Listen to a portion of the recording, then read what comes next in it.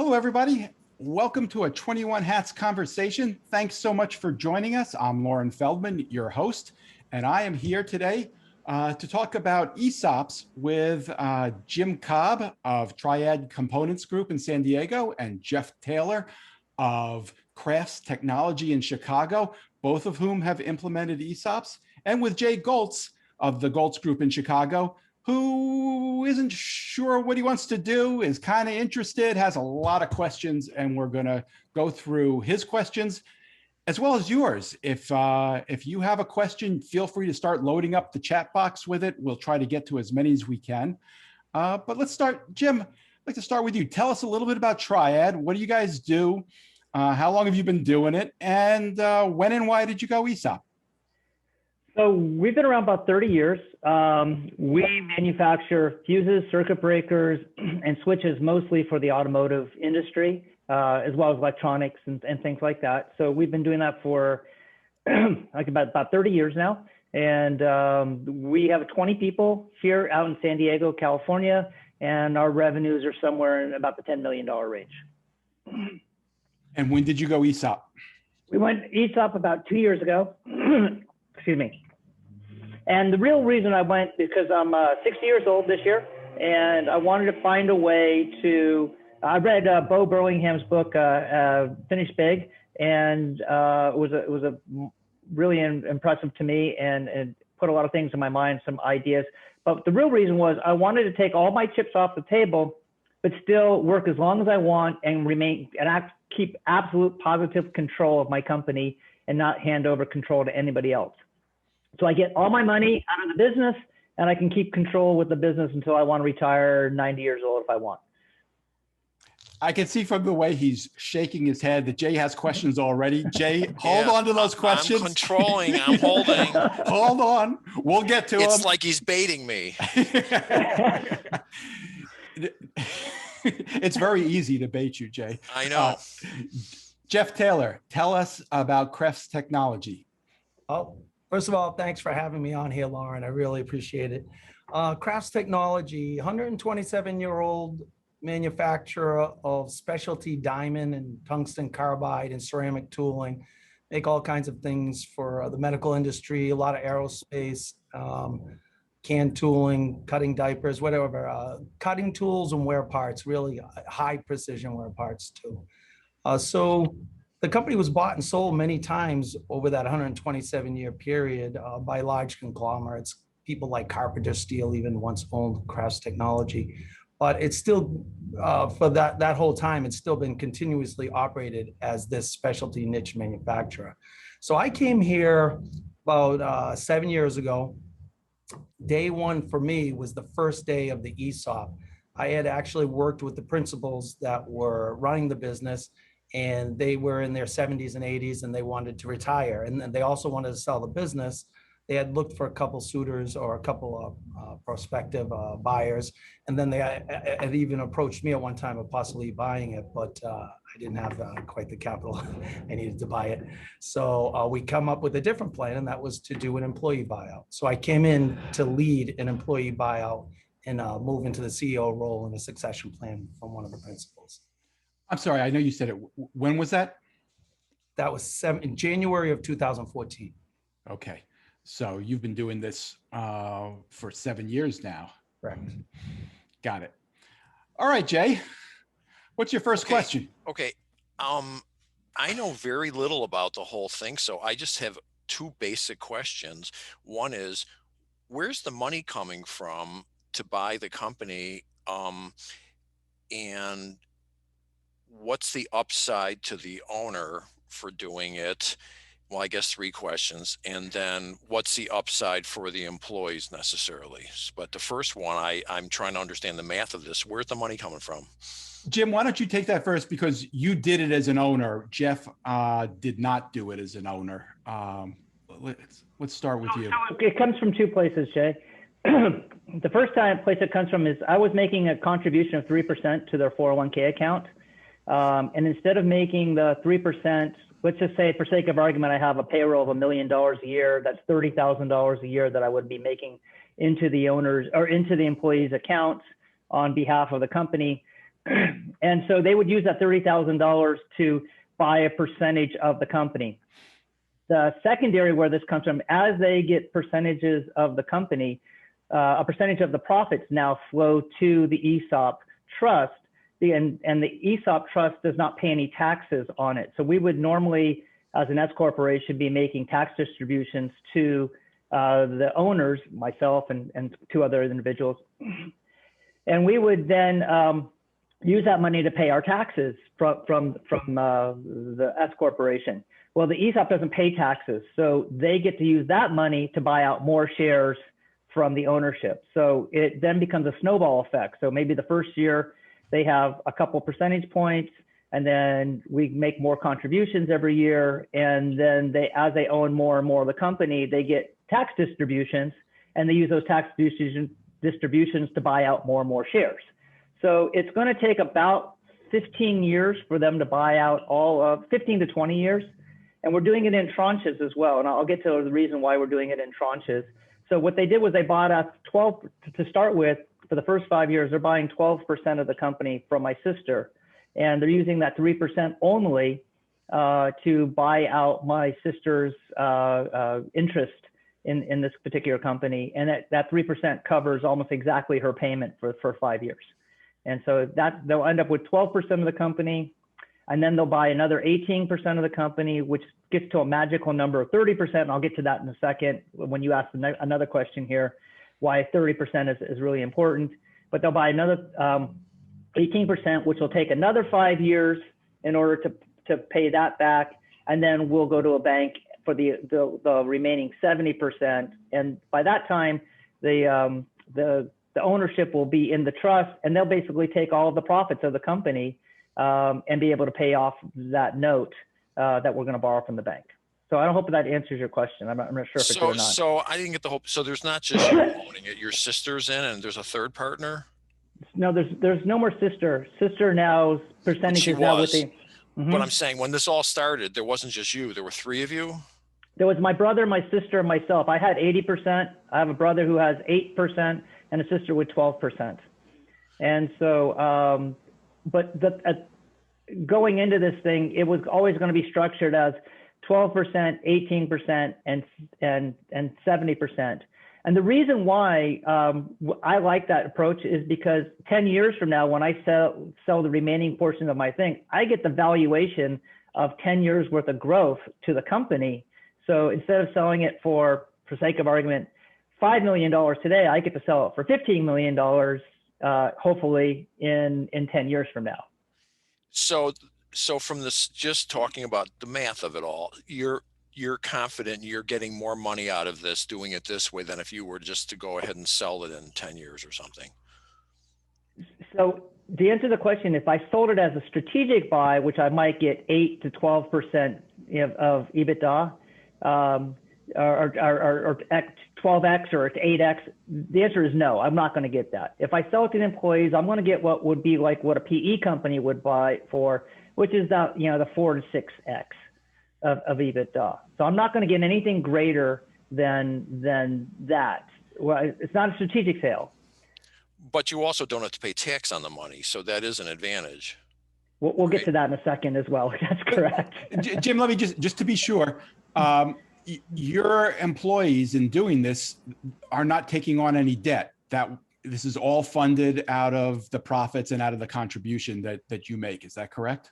Well, right now they have a small debt. So we borrowed $250,000 to buy out my sister. And then each month they pay about $4,800 to pay back that loan. And so, but that $4,800 is about what our contribution is for the 3%.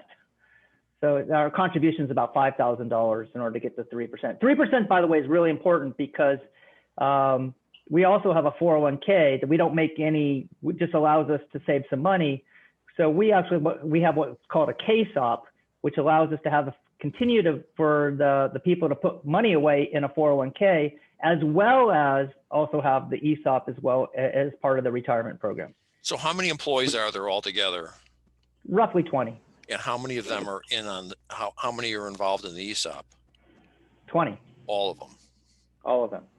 With the exception of, I have one, and she's not really an employee, so that's the reason, but I have one, actually I have two employees or two people who work with me on contract.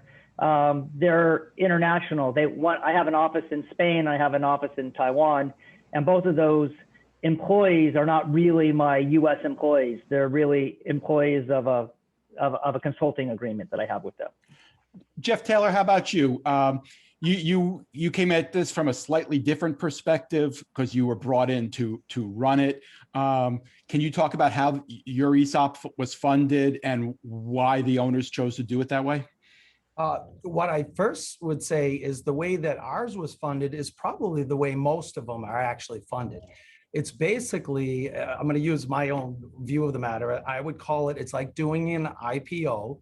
You basically, the only buyers are the employees, and it's a fully leveraged buyout.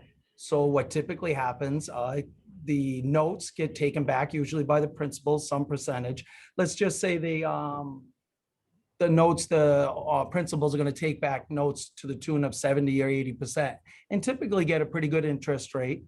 And then the bank finances the down payment, basically. So you bought a $10 million business, you take a bank loan of $2 million, the principals get $2 million of that $10 million, and the $8 million is taken back by notes by the principals. That's typical.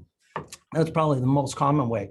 Basically, I look at ESOPs as it's kind of like, imagine you open a 401k and the only company they buy is your company. So it's an IPO, 401k, runs it. We call it a trust, handles the shares, but that's all an ESOP really is. And it's okay. So that opens up when one buys a 401k, they invest in lots of different stocks, so they spread their risk out. Businesses have ups and downs.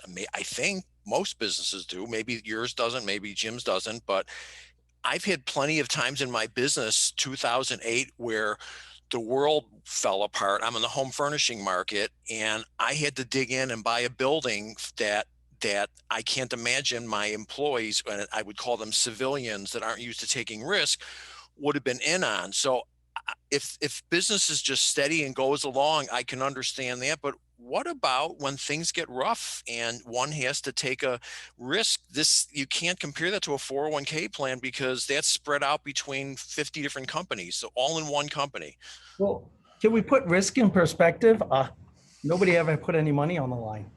There's no risk. I mean, employees don't pay for anything. Nothing comes out of pocket. It's funded basically by the freed up cash flow. Instead of paying taxes, you're paying the notes. I mean, no employee ever has risk. They can't get sued. They can't get anything.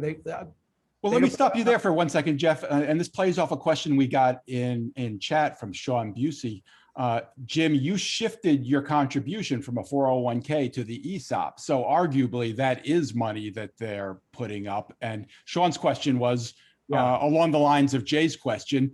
How do they deal with that risk? And how did you think about that? But I would say one thing, if I could interject, Jim's situation is a little more unique. I think it's very fair to say that what I'm talking about is far more typical. And these situations or these structures can get as complicated as you want it based on what you're trying to do as the principal selling it. So I think Jim's case, and maybe Jim could talk to that, your situation being a little more unique. So let me say, so I had a simple question my employees on this, and I'm not sure if it answers Sean and Jay's question. I said, do you want to put your money into the stock market where you have no control, or do you want to put it into our own business where we actually have control? And you can work towards making this grow yourself. And they've seen 10 years now of double digit and 20% growth out of the company. And if they work real hard, it can grow faster and such. And they trust me to lead the company and themselves, that they see the growth and they see the potential of our markets and such. So they could easily have put it into the stock market where they could have lost all their money in the stock market. Well, wait, that's not true. You can't lose all of your money. If you put money into 20 stocks, you can't lose all of your money in the stock market. And this is where, so you're telling me in 10 years, you haven't had one bad year? No, since 2009. Well, that's commendable, and I can see where they would be on board for that. Even last year, you know, where we had a horrible second quarter, we ended up about 4.5% year on year up. So that's last year, and something where we were shut down for 2 months, and we still were able to create a year on year profit or year on year sales increase of about 4.5%. Well, if one can do that, and they're in that kind of business, and they're that smart, and all those good things to go with it, sure, no problem. From what I can see, most businesses have some rough patches along the way, and that's a tougher sell to go, hey, trust me, we're going to keep growing like we've been growing. And I certainly have had, I've been in business 43 years. I've lost money more than 1 year, and I don't think my employees would, that would go over great. And thought between the pandemic this year. Let's stop there. Let's ask Jeff about that. I think Jay's asking a great question. You know, the example he gave was of him choosing strategically to buy an expensive warehouse in the middle of a very bad recession. Is that something that would be more difficult to do in an ESOP company? It's this risk thing. I think we got to put risk into perspective, I think, before we go there, Jay. You know, if you buy any business and you're going to buy it at a multiple of EBITDA, right? You want to buy it at 6 times EBITDA. Well, if you put up no money and you just run the business like it is, in 5 to 8 years, depending on exactly what's going on, just generally running okay, you're going to pay off the business. So not one employee has put up 1 penny. You basically should always buy a business that's already structurally sound. And if you just operate it normally, you're in the equity game. All of a sudden, like all of our almost 50 employees were in the equity game, and it's a tremendous opportunity. I don't even understand where the downside is. Somebody would have to really convince me where the downside is for people who don't put in any money, and just as long as they run a business decent. So are they not, there's no 401k plan money being diverted towards this? It's really costing them nothing. So it's costing them nothing. They just are on their train ride for the ride. And if things go to just crap, they're okay. That's the de facto standard on how ESOPs is set up, correct? What about the seller? The seller, what if you do the ESOP and China comes in, and whatever that thing behind your head there on the wall, that picture of that beautiful cutting tool or whatever that is, they come out and they end up cutting your price by 50% and the business gets into trouble. Does the owner come out okay in that deal? $8 million note they have?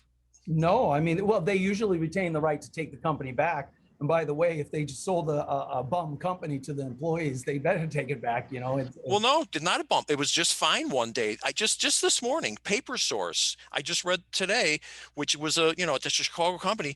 They're in bankruptcy. They were doing nothing but printing money for years, and all of a sudden they're in bankruptcy. This does happen. So one day the company's good, and I just want to be clear on this. So the owner could have sold it for, let's just say, whatever, $8 million cash. He goes to Florida and he plays bridge all afternoon. Okay. Versus he does an ESOP and he's lending, he's financing this, and then something goes terribly wrong in the market.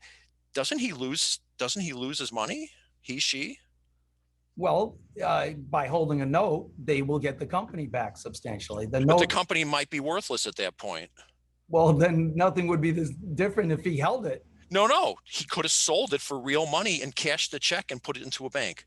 Oh, so if he wants to retire and move to Florida and play bridge, yeah. But if he wants to stay involved with the business, and like myself, I want to be here for 15 or 20 more years, and but I want my money today, so I'm going to run it, for as long as I want to be here to run it. Well, for you, that's no risk. Then you would have kept. If in your choice, it would have been own it yourself, keep taking the risk, or do the ESOP. In this case, though, if somebody wanted to sell the company and could have gotten all their chips off the table, they could have been done. Whereas in this case, they're not really done. But that's not you, Jay. You don't want to sell your business and go to Florida. You want to keep running it. And this sounds like an option for doing that. Yes. I'm struggling to see where the upside of it is, though, for me at this point. For this, How would you do it in the future? Will you sell it to a PE company and then they kick you out in a year? No, I've got two options. First of all, as you know, you're not that much younger than me. Maybe we'll be alive and well in 15 years and maybe not. So we're going to keep running it. Hopefully everything stays good. And one option is, let's assume that the kids don't want it, because if they did, that would be the easiest thing. Let's assume not. So one option would be to go ahead and sell it. And the other option, in my case, because I carry a lot of inventory, there's a lot of companies that make more money by having a going out of business sale than selling the company. That you can just, if you can get rid of your equipment and your inventory, that would be another option. That at the end of the run, if I can't find someone to buy it, I could in fact go ahead and have a going out of business sale and again get my cash out of it. And then your employees don't have jobs. How big a concern is that? That certainly wouldn't be my first choice, but if I needed the money that badly, you got to do what you got to do. I wouldn't want to gamble my retirement, and I'm not in that situation because I own the real estate, but there's many people need that money from the business to retire, which is why I've got options. I own the real estate, and I'm okay if the whole thing just, blows up one day, but I'm struggling to understand where the upside for someone like me would be, because I'm coming to work every day. I still want to flush that out a little bit. So there's no, you said in the beginning, Jim, there's no control. You have total control. Correct. So here's the way this works, and I'll explain this. So remember, all the stock, if once it's all gone, so the employees aren't like electing a class president, to run the company. So what basically is, you have a professional trustee who basically is in charge of voting all the shares of the trust. So who hires the trustee? Well, the board of directors hires the trustee. And if you have a board of directors, let's just say, for sake of argument, they're not, but let's just say it's my brother, my sister, myself are on the board of trustee, or are on the board today, even though she's not a part of this. So we then hire a trustee, and who then, we have an election cycle on the board. On the board, every one of us is going to has a 3-year term. So the point is, the trustee, even if they were to have voted one of us off the board, so there's still 2 against 1. And then all the 2 does is replace the trustee into someone who is a little bit more favorable towards us as the board. And then the board then signs another trustee, and the trustee then votes the sister back onto the board again, the way we want them to do that. So in reality, I mean, it's not, we control the board, and the board then controls the trustee, who then basically votes all the shares of the stock. So and then who hires the president to run the company is the board. So the board hires the president, and such. So it's a very incestuous arrangement for this whole thing. Well, but I would add to what Jim just said, though. Again, I liken it to a public company. Basically, you have a board of directors, you have banks, trust and stuff. So it's like you're running a public company. So Jay, you lose the prospect that you're in control relative to if you're the singular owner and the principal. You certainly lose it in relative terms to that. But to what Jim was saying, you got a board of directors, but the board of directors can get rid of you. Jim, did you start the company? I did. Okay. And it sounds like, for what you're doing, it sounds like a great thing. And I'm not arguing with that. This isn't a debate. I'm sure this is a great thing for many companies. I also know that, from what I read, only 1/10 of 1% of companies in the United States are ESOPs. Which is, I have no idea. That is, it should be a lot more, because again, I know personally 10 people who have sold their companies to PE companies. I only know 2 that it's actually worked out well for them. And as an alternative to selling it to a PE company, or a financial type of sale, this is you keep all the control to be able to make sure that you get paid out. Now, I would say you don't have all the control because the markets control you and all those kind of other things. I get that, so yes, another pandemic can come and wipe everyone out and such, but there's a certain amount of risk. And let me stop here for a second. I want to talk about what makes a company a good candidate to do this and whether Jay's company even qualifies. Before I do that, I just want to note that we're fortunate enough to have Corey Rosen following this conversation. Corey's the founder of the, I'm going to get the name wrong. I'm not going to say it, but it's the preeminent employee ownership organization in the country. And he's kind of keeping us honest. He's been writing notes on the side, and anybody following this discussion should check that out. And he's also got contact information there. So let me ask, what does it take? Do you need to be a certain size? Do you need to be profitable? What are the key requirements to even consider doing this? Jeff, do you want to take a crack at that? Before I answer that though, Jay, and I'll bet Corey would post this in the notes, but I believe if he's with the NCEO, I think that they published that there's about 27 million employees in the United States that I believe are part of ESOPs. I think that's the number. But it's 8,000 companies. I read that number, but it's 8,000 companies out of 8 million. So, but there's a lot of people enjoying ESOPs. But what makes a great ESOP, or what makes a great candidate as an ESOP, I think, is generally, I've heard, and this is arguable, but generally under about $3 million in gross revenue. I think some people will say, that's kind of too small based on the cost of setting it up. That's generally true. And one could argue that you could probably do it on any size, but the cost of setting it up relative to what the company's worth might, hinder somebody. So generally over 3 million or so. And also it should be, you don't want to use an ESOP to buy a poor performing business. That's not going to really work. You as a principal, as a buyer shopping for a business, you could say, oh, I'll buy that business, and you could try and turn it around with your money and all that. But buying a poor performing business with an ESOP is probably not a good idea. You should have a high threshold for quality business. What about an up and down business? Cyclical, if you mean that? Yeah. I'm not sure. We'll have to ask Corey that. You need to be able to service the loan. So if you're going to do an in-depth way where they got a big loan to begin with, you have to find a way to service that loan. And if you don't have cash flow to come in to service that loan, and you're 1 year you have a tax loss, and the next year you have a tax gain, and it wouldn't really make sense. It needs to be a steady, profitable business, and I would agree with Jeff in that regard. They're interesting, Jay, you say, so what other benefits, if I'm circling back around, unless Lauren wants to weave. No, go ahead. But this is something very important to consider. And I often don't even see this published in any of the ESOP writings. And it's this: in an ESOP, there's no flight of capital.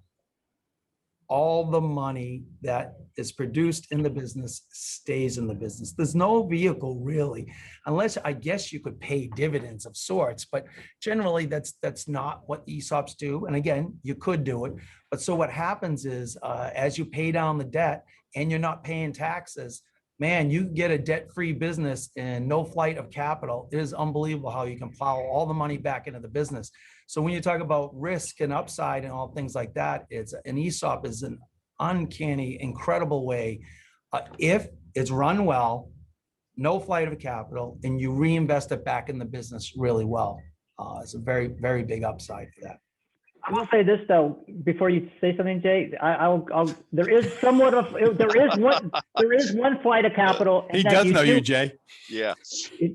And that is, you do have to buy out the people who do retire. So they're going to have stock. And so you do have to create a net stag to pay them out as they leave the company. And so, as people retire, they're going to trade in their stock for money. And you have to have some sort of money and I won't call it an escrow, but somewhere along the way that you have to be able to pay them for that obligation that the company has incurred on their behalf. That's a great point. I've heard Jack Stack of SRC, who's written a book about all this with Bo Burlingham, talk about this. And he has said that that's the thing that has kept him up at night, worrying about having that money available. Has that been tricky for either of you? I'm the oldest person in the company. So It's not going to be a problem. Well, people leave for other reasons, right? Right. But So- it's funny that we kind of turned into this topic because, and from what you said, what Jack Stack said, that is the thing that does keep people up when I read about it. But again, if you bought a quality business in general, you get 3 years. If you bought it at 5 times EBITDA and you're 3 years into it and you've paid down the debt substantially, it's not very complicated to get it run right. I think, Jay, you bring up a good point though. So what happens when you do buy a business with an ESOP and then 1 year into it or something, or like you said, it's cyclical, Lauren, or something goes down, something goes awry, and then that can hamper things. But remember, this is the only thing that's different about an ESOP, different than any of us buying a business, is you're just letting the employees do it. They're in the equity game at that point. And so part of the equity game is risk in that respect of ups and downs. Well, let's be clear. If you sell it to a company, you get the cash. So I can see you've convinced me from the employee standpoint. Great thing for you. Great thing for the rest of them out there. All those people behind the wall, they're all happy. I can see that. Jim, from your perspective, correct me if I'm wrong, you believe, or not believe, it sounds like because of the tax implications and the magic thing of compound interest, that you will end up with more money this way after 15 years than you would have if you probably just went to sell it. There's nothing wrong with that, right? Everybody. Well, so I didn't even talk about that. So one of the reasons about that 30% threshold is now I get to do what's called a 1042 exchange. And so every dollar that I sell the company for and they pay me for along the way, I get to put now into the stock market or the bond market as individual issues, and I do not pay taxes on that exchange.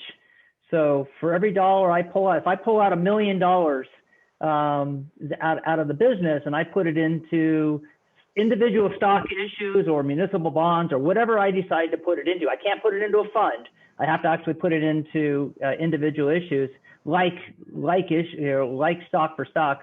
I don't have to pay taxes on it. If I have a dividend paying stock or a coupon that's paying on a bond, I can live off that interest forever. If I sell it enough. I mean, obviously, I can't touch the principal, and if I need to, I can always touch the principal, but I just have to pay capital gains on that. Okay, so this is a good thing for you. For a lot of it's driven by the. Wait, let's stop there because I'm not sure I followed all of that, and I want to make sure it's clear. The money you're talking about pulling out, that's the money your employees are paying you to buy the company step by step from you. Is that the money you're referring to? Only once it gets over the 30% threshold. Once you get past 30%, but that's so my sister could not do that. She only sold 12%. So she couldn't do a 1042 exchange. She had to take the money. So you get past 30% when, as the employees buy you out, you can take that principal and you get it without having to pay capital gains tax on it. And if I heard you correctly, you can then invest it in another investment and not have to pay taxes on your gains for that investment either. Is that what you're saying? Actually, so it's a little bit confusing there. I'm saying you have to put it into stocks and bonds. Okay. It's not you don't get that option to invest in stocks. So if you do an exchange, basically your company stock for IBM stock, for instance, or Exxon stock, whatever I choose, I can then put that into stocks, and then they'll pay a dividend, or if I bought a note on it.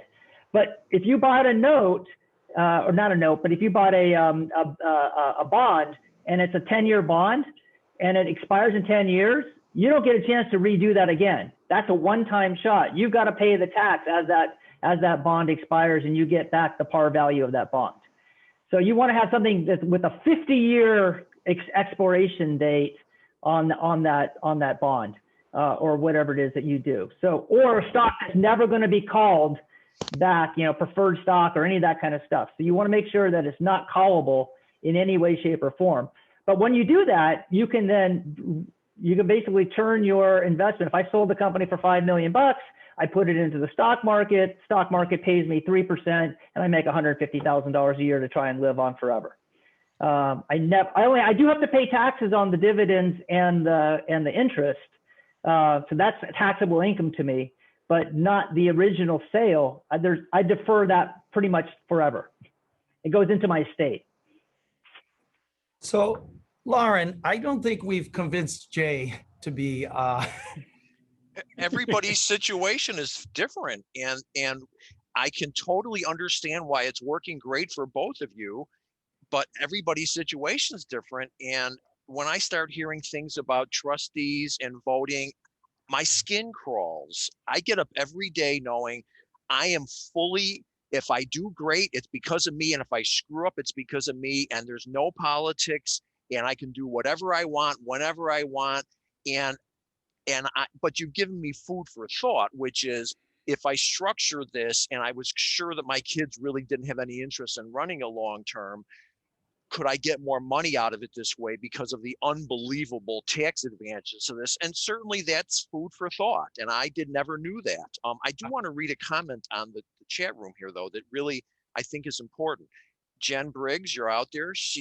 Jen says, this adds an important aspect to strategic workforce management. Workforce planning, hiring, and retention are a factor in business planning in a way that is not a consideration for other firms. ESOP firms really do regard talent as an asset. Really? I don't regard talent as an asset. I think that's a fallacy. And I just want to flush that out, that, let's not say that, if it's employee owned, everyone's really more invested and we're going to be a better, nicer company and everyone's going to be valued more. I mean, I think that's I just don't think that's accurate. I absolutely believe my employees are assets, and I do regard talent as an asset. So I don't think this is ESOPs are wonderful, everyone loves each other and works harder, and if the owner's just running it, it's all about the owner. I don't buy that concept. Jim, you made the switch fairly recently. Do you think there's been a change in the way your employees view the company since going ESOP? So Jay, like I told you previously, I've listened to all the things, so I know that you guys don't really use open book management there, and it's not a big thing.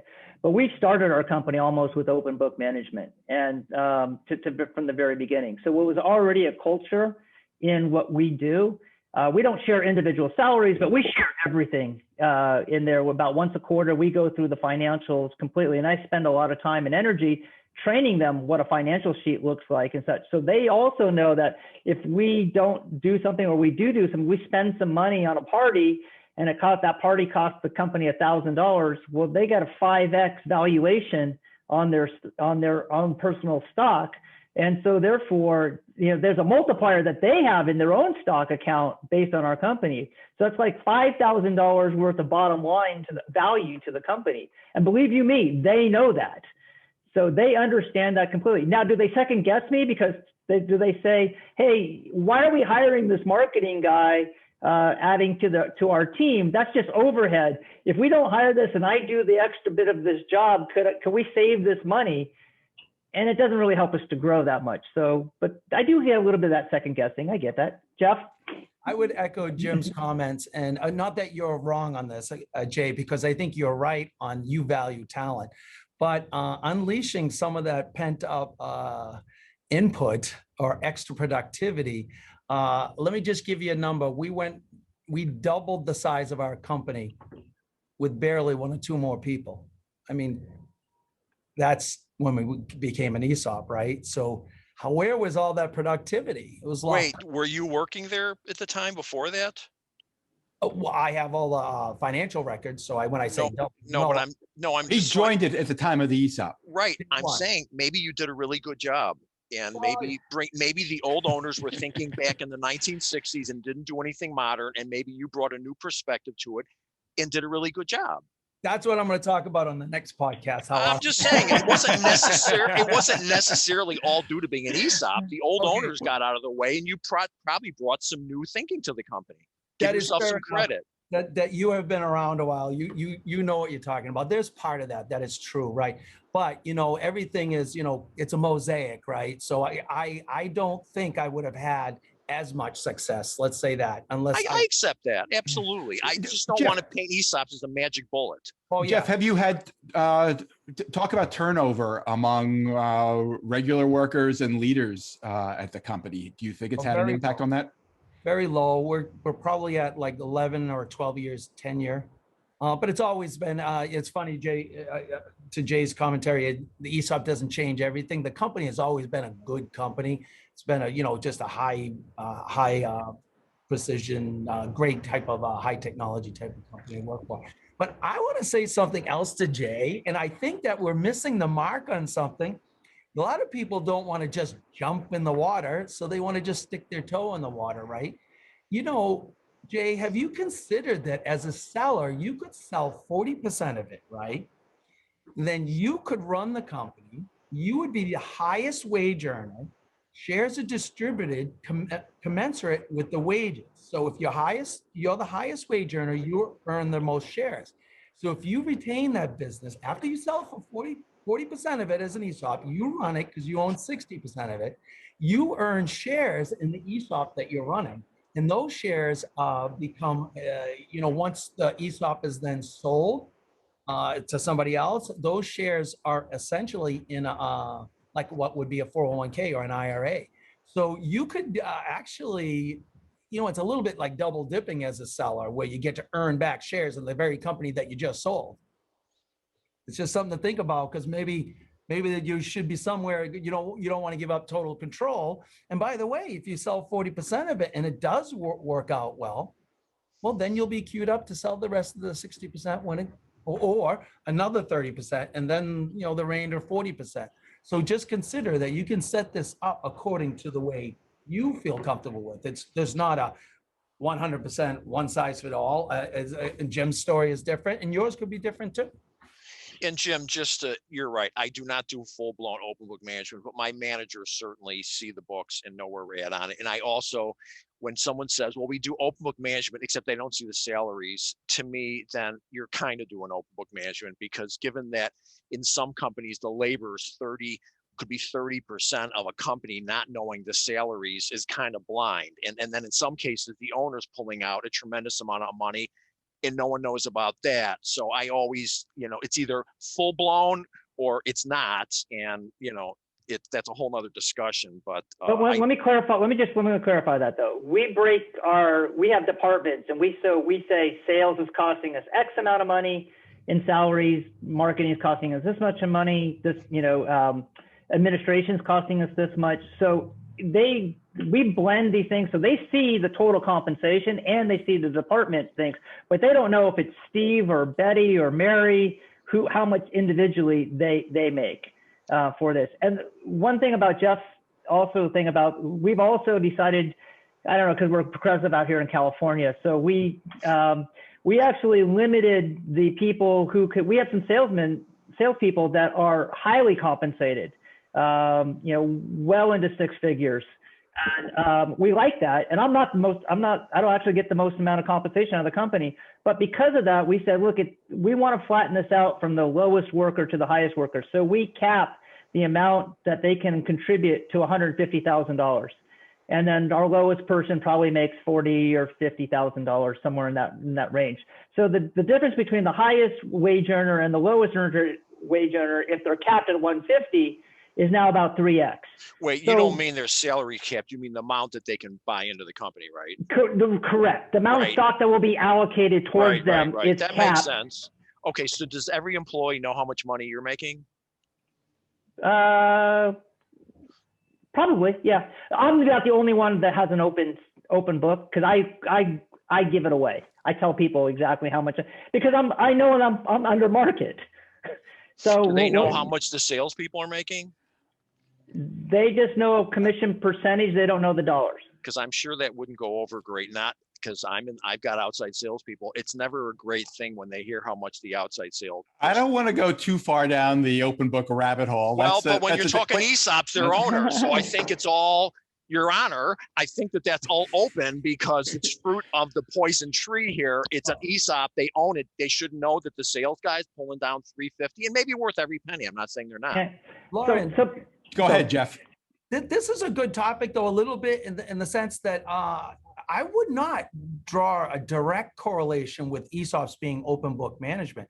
I remember the way I looked at it, it's like a public company, right? So yeah, maybe in some large public companies, they do publish what the highest earners, the CEOs earn and stuff like that. But in general, you run it like you're a public company. You don't, everything we're talking about is up for debate on what you want to set it up like in your company when you buy and set up. I think that's a surprise to a lot of people, because if in my mind I hear employee stock owned company, I assume they have access to the full books, and now you're saying not necessarily. That's eye opening.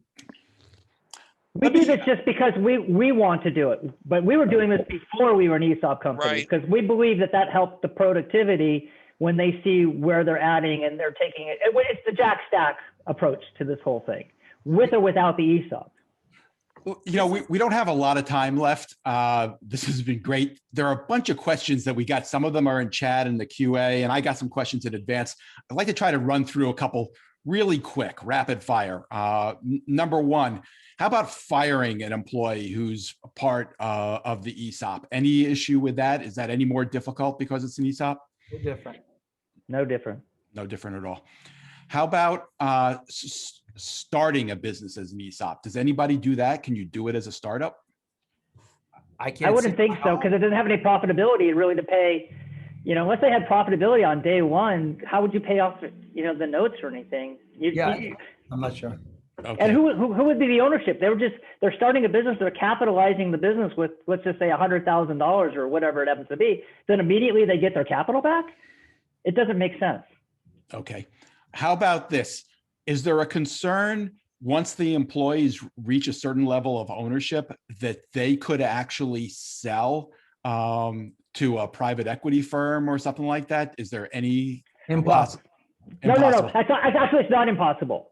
I've heard somebody about this. And in fact, I was at a conference on this, the guy from Echo, who had a big 2,000 person. So the trustee has to do what's right for the business. So if all of a sudden the valuation team is doing an annual valuation and say you're 5X or 6X, if somebody comes along and says, look, we're willing to pay 20X for your company, the trustee has to look at that and say, look, I have fiduciary responsibility to the shareholders, who happens to be the employees, to sell the company for that type of multiple, or even maybe it was 12X. So I'm just saying it's something outside the valuation. So the trustee has fiduciary responsibility to the shareholders, which is indeed the employees.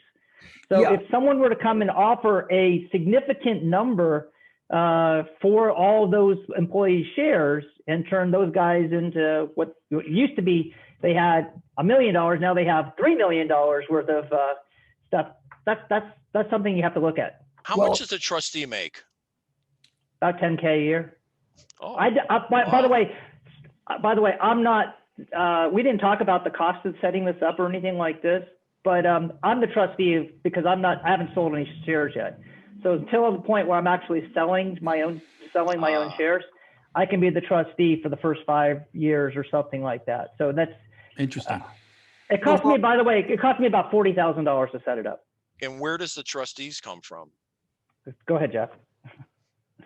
Well, no, I was going to say something to Lauren, but the trustees, they're basically, a lot of banks have, services that they do this for ESOPs.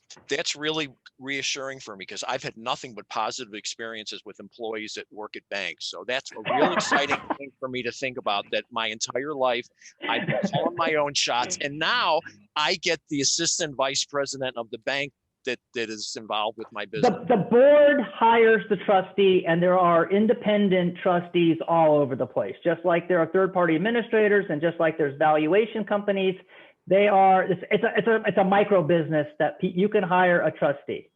And what if you end up with a bad one? You've got somebody that you are at loggerheads with, you disagree on. Is there what happens? The board dismisses the trustee. Yeah, they can fire Plain and simple. What? I have to tell both of you, you've done a really good job of I've learned a lot about this whole thing. I'm not dismissing it at all. That is interesting. And I'm just surprised with all the years I've been going to seminars and reading articles that there's just not a whole lot about this out there. And I didn't, just yesterday, Lauren says, well, you don't pay tax. I go, no, Lauren, that's not possible. You must pay tax. And I am flabbergasted. I would have bet him $1,000 that was wrong, but I am flabbergasted. Now you tell me. Well, yeah. Hey, wait a minute. The taxes are paid sooner or later. Okay. Yeah. Right. Go to cash out. When the employees cash out. Also, correct. You're not paying tax, but you're setting money aside for when people get their money out. So there is a trade-off there as well. Now the owner doesn't pay tax potentially if you set it up right and you do it all the right things. So the owner sells their company for $20 million. They could actually work it into, it goes into their estate, and their estate could be part of a trust, and the trust can be perpetual. And there's all kinds of other, there's estate planning that can be done. So there's maybe never any taxes ever paid on that 20 million that the owner cashes out on. I'd like to ask another quick question of both of you. What was it like rolling this out? How did you tell your employees right away, or did you tell them after it was a fait accompli? Was there instant acceptance? Did they have to be convinced that this was a good thing? What was that like for either of you? Jeff, you're smiling. Why don't you go first? Well, because this is one of the, out of all the things we've talked about, this is one of the stranger things in an ESOP in my mind's eye. And it's like, one day you show up to the employees and you say, guess what? You bought a company. You don't need their permission per se.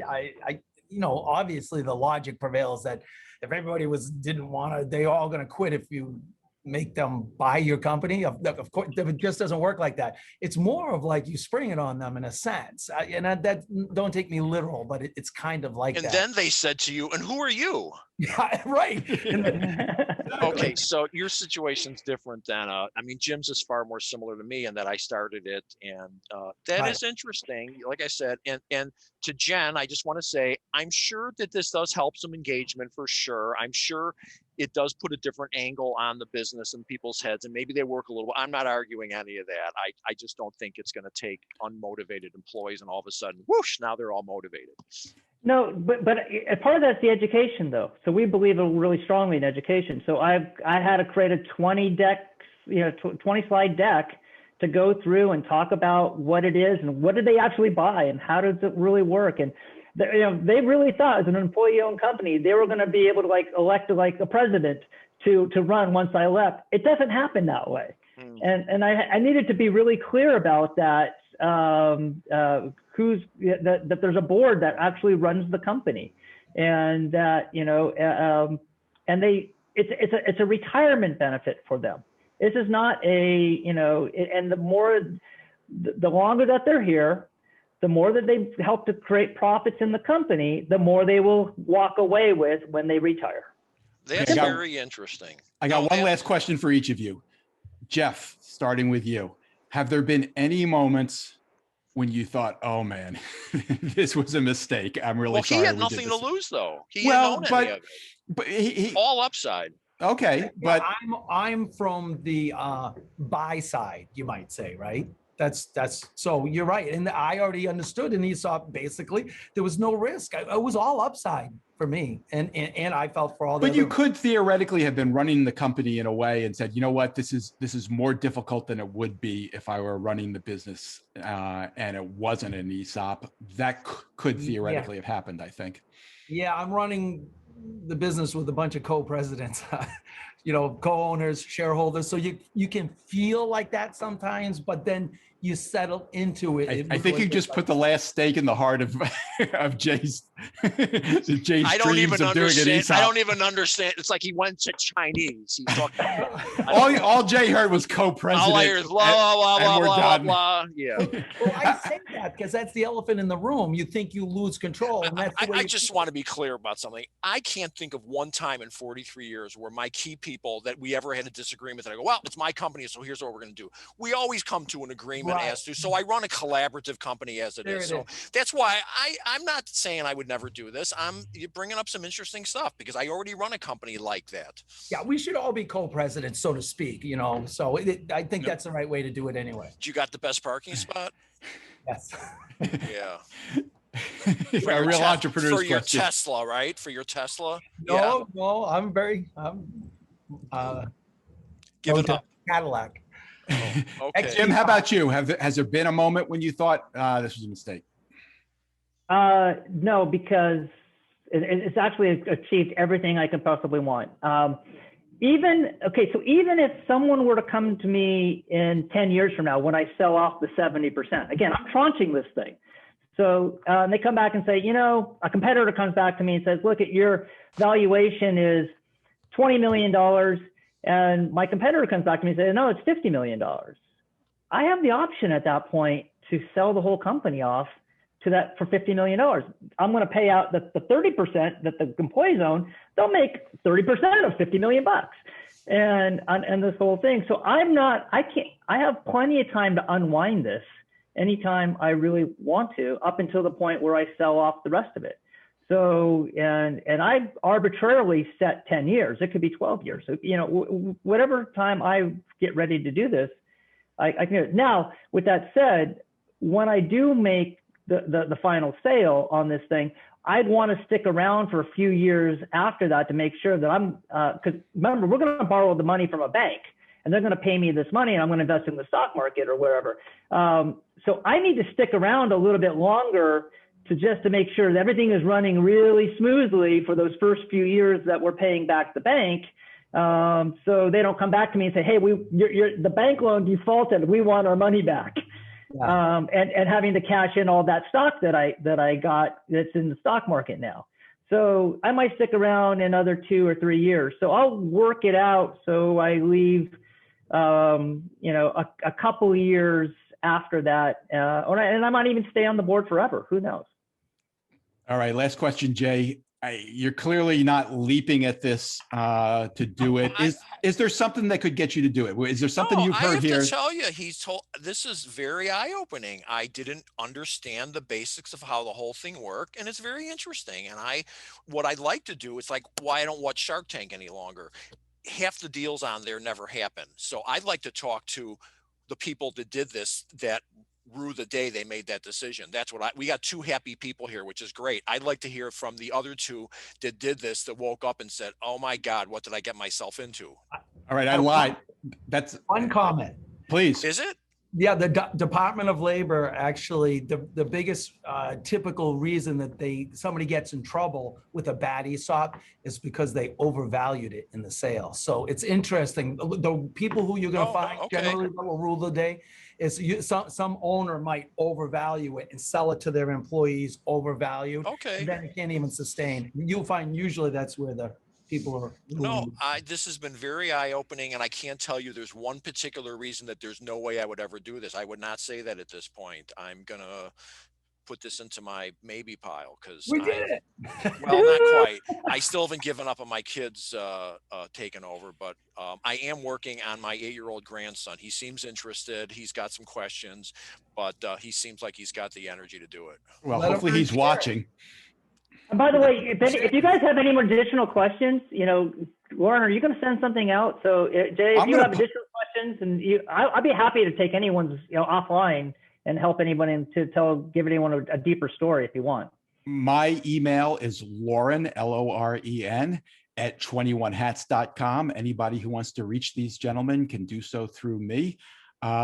This has been great. Thank you all. Jim Kalb, Jeff Taylor, and Jay Goltz. Thank you for taking this time. Really enjoyed the conversation.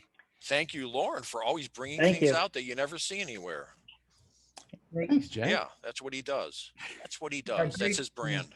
All right, we're going to stop on that note. Yeah. Thanks, everybody. We're out of here. Bye. Bye-bye.